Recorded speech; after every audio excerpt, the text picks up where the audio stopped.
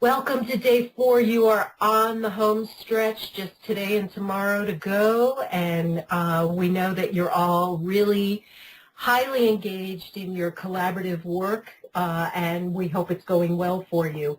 One of the things that's important in collaboration and in developing a community is that people need to be able to disagree.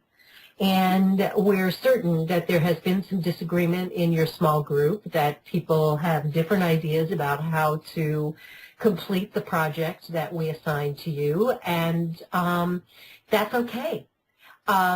Professional disagreement on issues is really healthy, and as instructors, we should encourage that.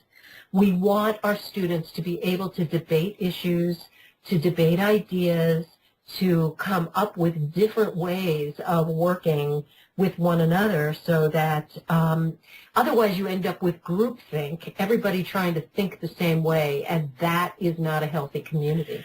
Yeah, and I totally agree with you, Rena. This is one of those things, as I think about it, could be a whole day presentation on how you recognize a normal disagreement in the classroom, and how do you deal with a normal disagreement, and how you deal with flaming, and how do you deal with unprofessional behavior, and those types. And we could talk about that all day, but allowing the students to be who they are and having a professional disagreement is a great way for the learning to escalate. Right. And if they do flame, if it does get personal, and you can see that it's getting personal, it's really important as the instructor to jump in and stop it. I was teaching a class on cultural competence, and that's a topic that people get very heated about. And I had done my drop into the classroom in the morning, and everything looked just fine.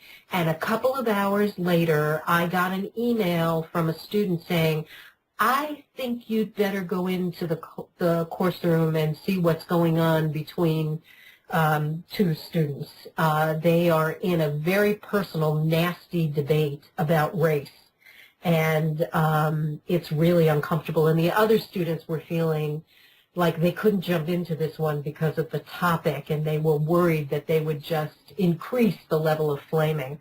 So I had to jump in and say, wait a minute, guys, remember that group charter that we negotiated at the beginning of the term? We talked about professional communication, and this is not professional communication. This is personal, and this is not okay.